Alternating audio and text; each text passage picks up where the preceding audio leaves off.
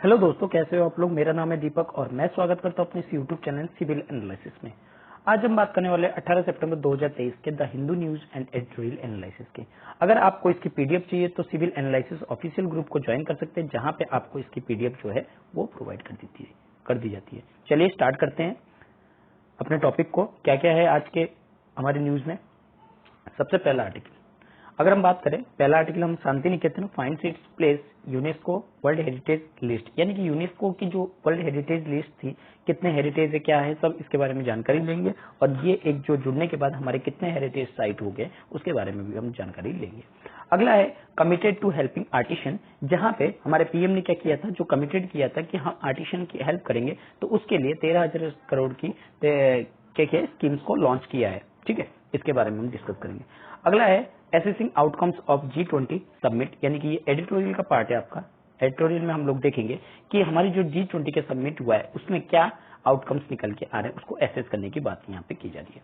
अगला आर्टिकल है India is at a pivotal moment of its health care journey. India की जो health care journey है उसके ऊपर ये आर्टिकल है और काफी अच्छा आर्टिकल मैंने देखा, तो इसको आज पढ़ने की जरूरत है। ठीक है, अगला है UN should be prepare for reform से जयशंकर।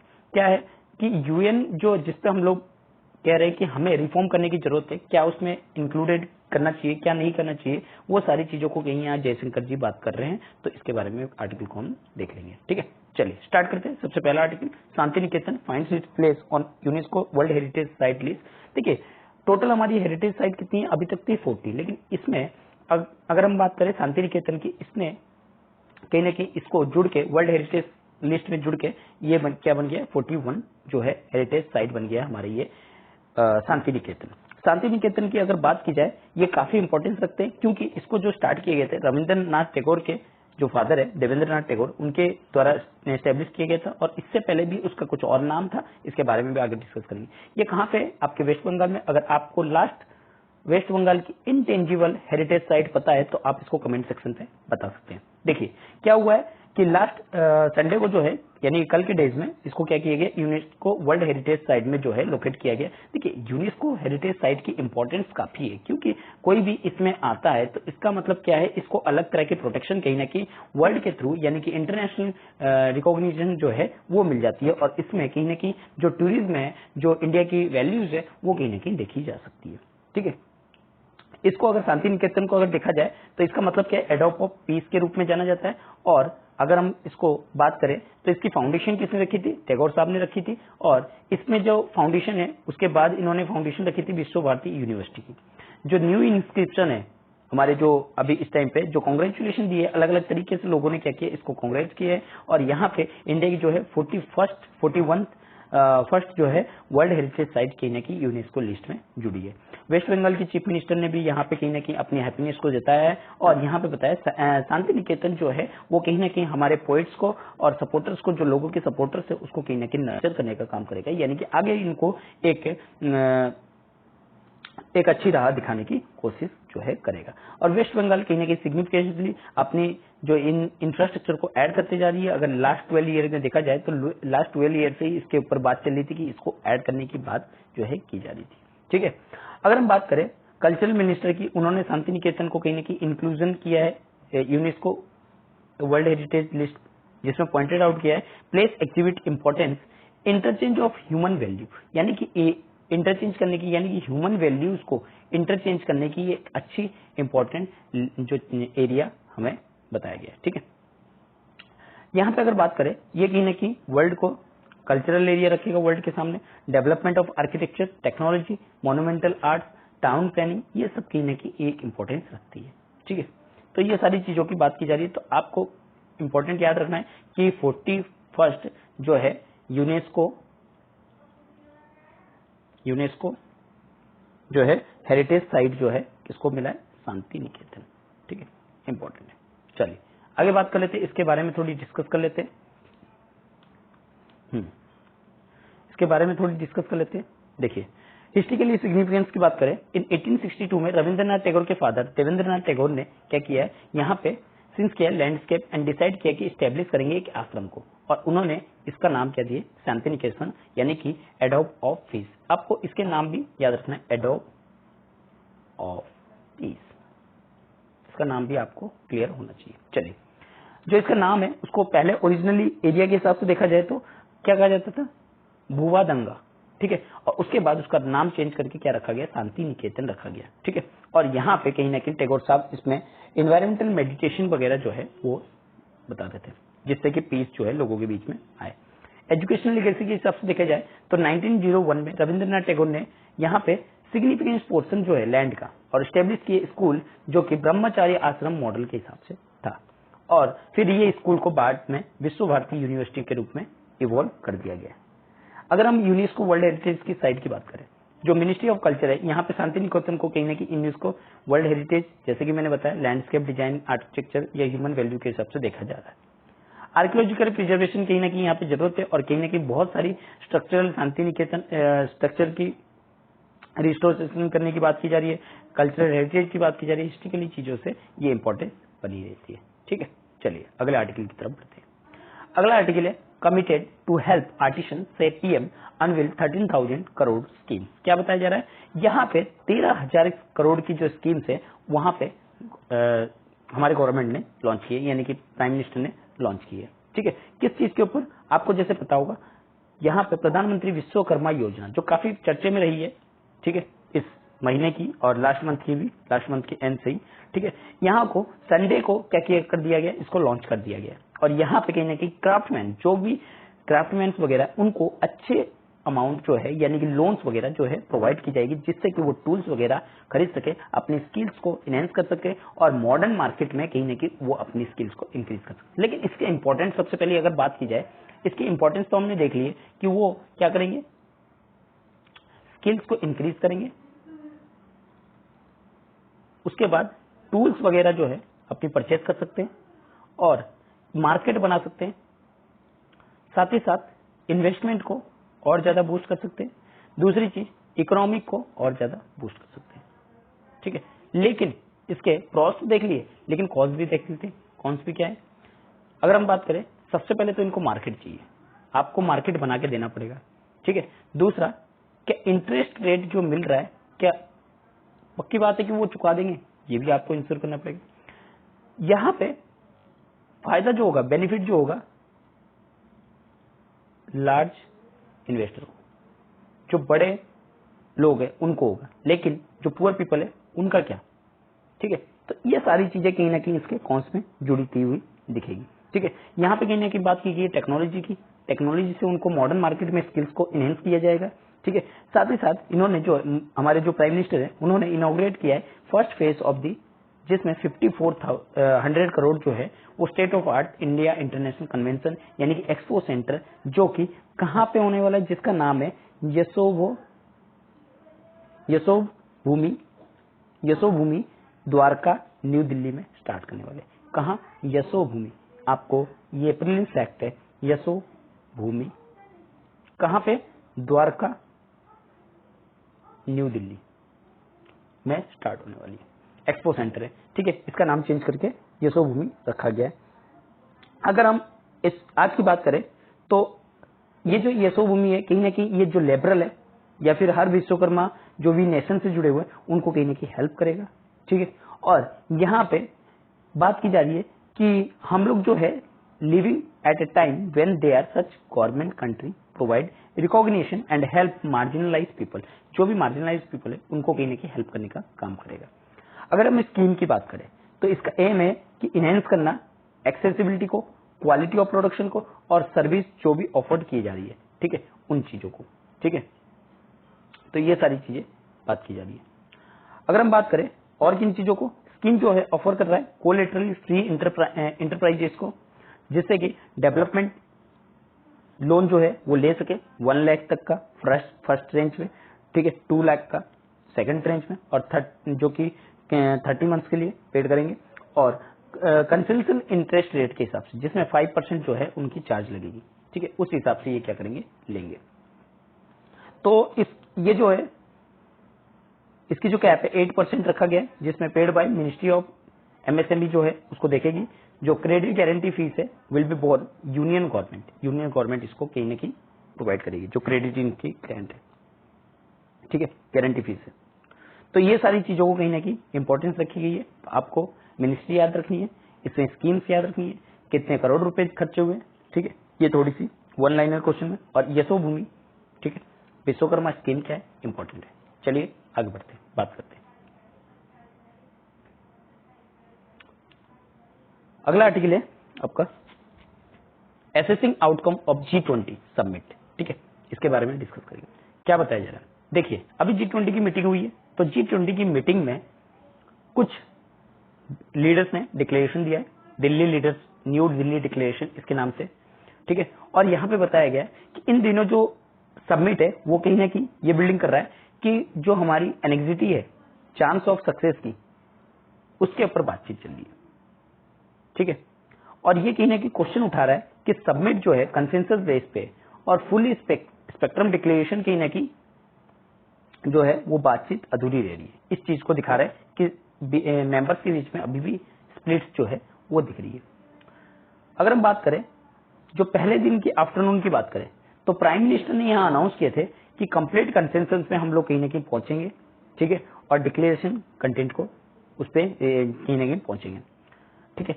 यहाँ पे एक साथ कहीं ना कहीं इंक्लूजन की बात की गई थी, जिसमें अफ्रीकन यूनियन जुड़ने की बात हुई थी, अफ्रीकन यूनियन को। और यहाँ पे इस चीज को सेलिब्रेट भी किया गया था कि हमारे साथ G20 के साथ हम G21 की तरफ बढ़ रहे हैं, यानी कि अफ्रीकन यूनियन को इसमें जोड़ रहे हैं, ठीक है। अब ये देखा जा रहा है जो टाइम है वो कहीं ना कहीं इवेल्युएट किया जा रहा है, ये जो डिक्लेरेशन है ये एसेस किया जा रहा है इसकी वैल्यूज को, जिसमें 3 फोल्ड यार्डस्टिक कंसेंसस देखा जा रहा है, ठीक है।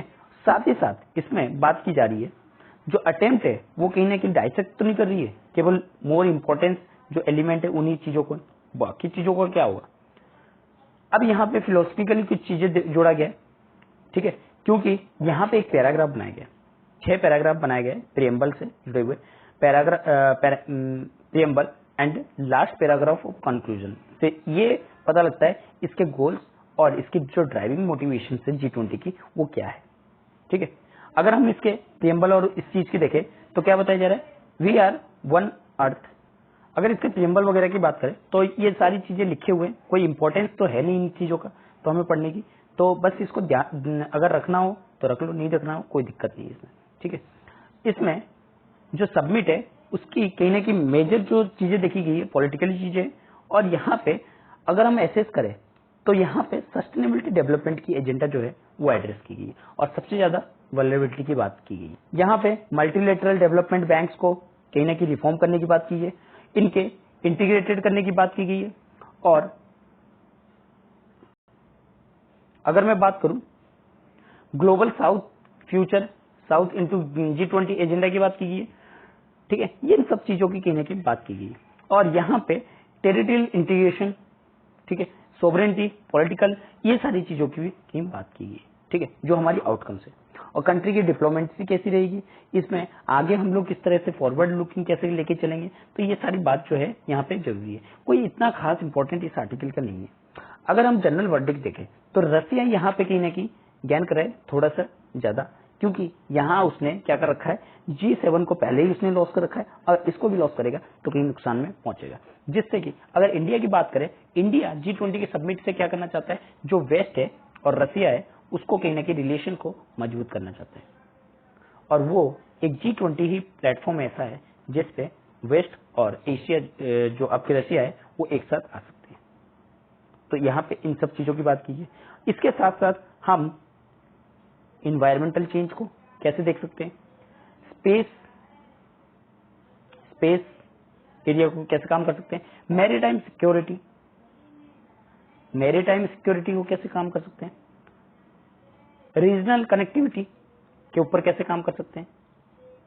रीजनल कनेक्टिविटी अगर मैं बात करूं तो क्या क्या चीज है, रीजनल कनेक्टिविटी, स्पेस की मैंने बात किया, आपके मैरीटाइम सिक्योरिटी, जिससे कि ट्रेड वगैरह जो है वो बेटर हो सकते हैं, ठीक है। यहाँ पे रीजनल कनेक्टिविटी, जैसे कि हमने अभी देखा कि इंडिया टू यूएस की कनेक्शन जो है वो की जाएगी। ठीक है, इसके साथ साथ जो आपका फूड सिक्योरिटी वगैरह, जैसे कि इस टाइम पे जो रसिया है उसने अपनी जो ग्रीन इनिशिएटिव ब्लैक सी ग्रीन इनिशिएटिव है उसको रोक दिया है, तो फूड सिक्योरिटी की बात करेंगे। ठीक है, तो इन सब चीजों को कहीं ना कहीं यहाँ पे एड्रेस करने की बात की गई और काफी इंपॉर्टेंट हो जाता है G20 हमारे लिए इस प्लेटफॉर्म के लिए। ठीक है, चलिए अब बात करते हैं आगे की। तो ये सारी चीजें कहीं ना कहीं यहाँ पे बात की गई और साथ ही साथ मल्टीलेटरलिज्म की तरफ भी बढ़ने की यहाँ पे बात जो है की गई है। चलिए आगे बात करते हैं अगले आर्टिकल के।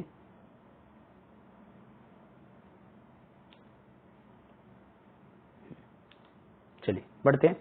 India is at pivotal movement in its health care journey. क्या बताया जा रहा है? इंडिया की यहाँ हेल्थ केयर जर्नी की बात की जा रही है। अगर हम लास्ट फ्यू ईयर की बात करें तो इंडिया कहीं ना कहीं यहाँ पे अपने जो अलग अलग क्रिटिकल इश्यूज है उन चीजों पे कहीं ना कहीं काम किया है। ठीक है, चाहे वो क्लाइमेट चेंज हो, चाहे इलेक्ट्रिफिकेशन हो, या नई एज ऑफ मैन्युफैक्चरिंग हो, स्पेस रेस हो, या फिर हम जो इंडिया की फोरफ्रंट या जो लीडिंग चेंजेस के हिसाब से देखा जाए तो इंडिया ने अपने हर चीज में कहीं ना कहीं डेवलपमेंट किया है।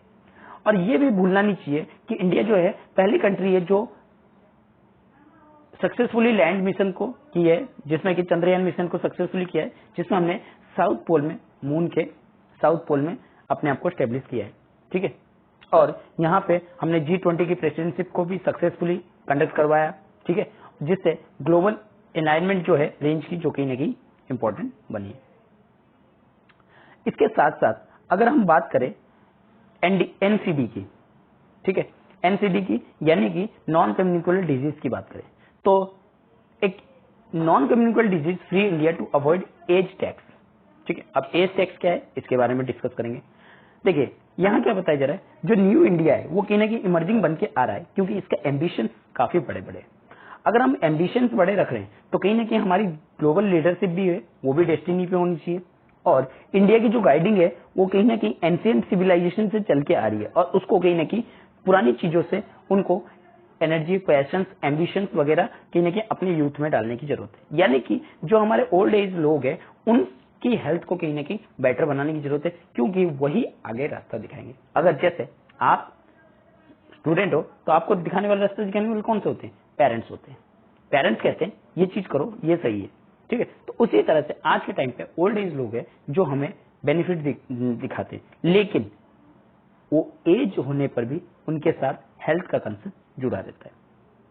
अगर हम बात करें वर्ल्ड की डायबिटीज कैपिटल, मिलियन जो है हाइपरटेंशन है, यूथ स्क्रम्बलिंग है जिसमें heart attack, cancer, respiratory issue, depression ये सब जुड़े हैं।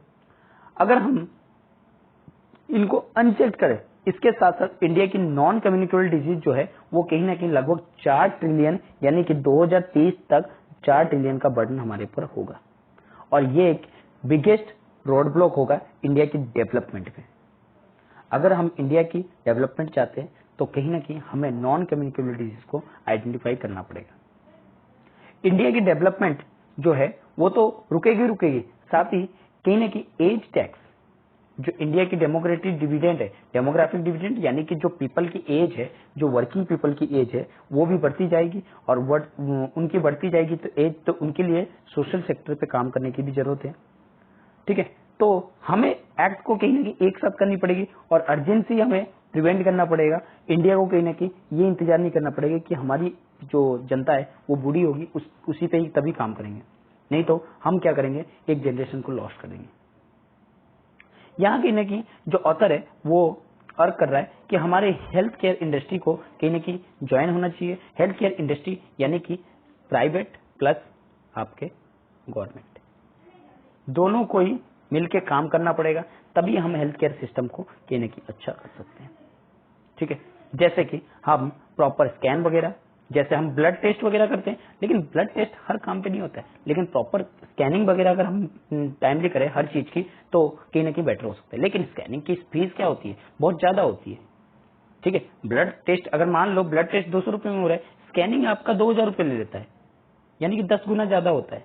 अब जब 10 गुना ज्यादा होगा तो लोग क्या कहेंगे, 2000 रुपए में 200 रुपए में ठीक है, लेकिन इसका बर्डन किस पे पड़ता है, हमारी हेल्थ केयर सिस्टम पे पड़ता है, जो कि आगे जाके इंस्टेंटली तो नहीं पता लगता, लेकिन बाद में इसका कहीं ना कहीं असर हमें देखने को मिलता है। जो कंट्री है वो कहीं ना कहीं ये दिख रही है, जो लॉन्ग वे 1983 से ही निकल के आ रही है, ठीक है, जब अपोलो स्टार्ट हुआ था, और यहाँ पे ट्रिमेंडियस प्रोग्रेस कहीं ना कहीं हमारी हेल्थ मैट्रिक्स में देखी गई। इन्फेंट मोर्टेलिटी रेट जो कि 4 टाइम्स इंप्रूवमेंट हुई है, मैटरनल मोर्टेलिटी रेट जो कि 7 टाइम्स इंप्रूवमेंट हुआ है, ठीक है, और साथ ही साथ एवरेज लाइफ एक्सपेक्टेंसी जो है इंडिया की वो भी 30% इंक्रीज हुआ है, जो 55% पहले था वो 70 तक पहुंच चुकी है। अगर हम आज की बात करें, टुडे अगर बात करें, इंडिया कहीं ना कहीं world health class infrastructure produce करता है, और इसमें क्लिनिकल टैलेंट इनक्रेडिबल है, ठीक है, और इनक्रेडिबल टर्म्स में ये कहीं ना कहीं क्लिनिकल आउटकम्स भी दिखाता है, और यहाँ पे ग्लोबल प्राइस भी कहीं ना कहीं फ्रैक्शन है, यानी कि ग्लोबल प्राइस के हिसाब से इंडिया की कम है, ठीक है। यहाँ ऑर्गन ट्रांसप्लांटेशन, कार्डियोलॉजी, ऑन्कोलॉजी का मतलब है कि हार्ट कैंसर से रिलेटेड, ठीक है, जो बीमारियां, तो इन सब चीजों से कहीं ना कहीं मेडिकल वैल्यू ट्रेवल जो इंडिया की है वो भी कम पड़ती है, ठीक है। अगर हम प्राइस की बात करें, सिर्फ प्राइस में ही नहीं, हम कहीं ना कहीं क्वालिटी केयर भी देते हैं। वहीं पे अगर मेडिकल वैल्यू ट्रेवल की हब की बात करें, यहाँ कहीं ना कहीं इंडिया में इमर्ज होकर निकला है, और यहाँ ऑर्थोपेडिक, रोबोटिक सर्जरी, इस तरह की चीजें जो कहीं ना कहीं इंडिया में बढ़ी है, और प्रोटॉन बीम थेरेपी टेक्नोलॉजी वगैरह इंडिया में कहीं ना कहीं एक नई जो इंट्रोडक्शन किया गया है वो कैंसर ट्रीटमेंट के लिए एक इंपॉर्टेंट रोल निभाए। पेशेंट जो है अलग अलग ग्लोबल से कहीं ना कहीं इंडिया में आते हैं, वर्ल्ड क्लास मेडिकल एक्सपर्टाइज और स्टेट ऑफ आर्ट इंफ्रास्ट्रक्चर को देख के, कॉस्ट इफेक्टिव केयर को देख के, तो यहाँ पे आते रहते हैं। ऑर्थोपेडिक जो प्रोसीजर है, जैसे कि जॉइंट रिप्लेसमेंट या स्पाइनल सर्जरी वगैरह, यहाँ पे कहीं ना कहीं हाई स्किल्ड डॉक्टर के द्वारा मिनिमल इंक्लूसिव टेक्निक का यूज करके की जाती है। ये अट्रैक्टिंग जो पेशेंट्स हैं वो कहीं ना कहीं हमें देखने को मिलती है, और साथ ही साथ हमारी जो केयर है उसको कॉम्पिटिटिव प्राइस में बनाती है। रोबोटिक सर्जरी वगैरह भी कहीं ना कहीं पॉपुलरिटी ली है। इंडिया के हॉस्पिटल्स वगैरह ने रोबोटिक असिस्टेड टेक्निक जो प्रिसीजन है या फास्ट रिकवरी है, इन सब चीजों को अपनाया है, ठीक है, और कंट्री की एक्सपर्टाइज कहीं ना कहीं इन एरियाज में कहीं ना कहीं देखने को मिला है इंटरनेशनल पेशेंट्स में, जिसमें वो minimum invasive high precision surgical intervention, इन सब चीजों में कहीं ना कहीं इंडिया में आ रहे। तो इंडिया को काम क्या करना चाहिए, आर्टिफिशियल इंटेलिजेंस को कहीं ना कहीं रैपिडली बढ़ाना चाहिए, ट्रांसपोर्ट करना चाहिए, ठीक है, जिससे कि इंडिया की जो वैल्यू है वो और ज्यादा बढ़े, ठीक है। कंट्री का जो पोजीशन है वो वास्ट पूल है, टैलेंटेड डाटा साइंस इंजीनियरिंग, हमें हेल्थ एंड रिसर्च पे काम करना चाहिए, एआई को सिस्टम को और ज्यादा बेटर करना चाहिए, ऑप्टिमाइज करना चाहिए ट्रीटमेंट प्लान को, हमारी हेल्थ केयर प्रोसीजर को बढ़ाना चाहिए, ड्रग्स जो डिस्कवरी अल्टीमेट हो रही है उसमें कहीं ना कहीं हमें इफेक्टिव तरीके से काम करना चाहिए, इंडिया को कहीं ना कहीं अपने अलग अलग लेवल पे काम करना चाहिए, ठीक है। तो ये सारी चीजों को कहीं ना कहीं यहाँ पे बताया गया है। चलिए, इंडिया की अगर हेल्थ सिस्टम की बात करें, इसने बहुत सारी चीजों पे काम किया है और लगातार इन्वेस्टमेंट कर भी रही है डेवलपमेंट के लिए, आपके कोलैबोरेशन के लिए, जैसे एकेडमी वगैरह, इंडस्ट्री वगैरह, और इकोसिस्टम जो कि इनोवेटिव चीजों की बात भी करता है, AI driving health care solution वगैरह, ठीक है। एआई एक्सपेंडिचर जो इंडिया में कहीं ना कहीं $11 बिलियन जो कि 2025 तक पहुंचने की संभावना है, और इसको 1 ट्रिलियन कहीं ना कहीं 2035 तक पहुंचाने की बात जो है की जा रही है। तो इन सब चीजों से कहीं ना कहीं इफेक्टिव बना सकते हैं हम अपने जो है हेल्थ सेक्टर को, ठीक है। चलिए बात करते हैं आगे की।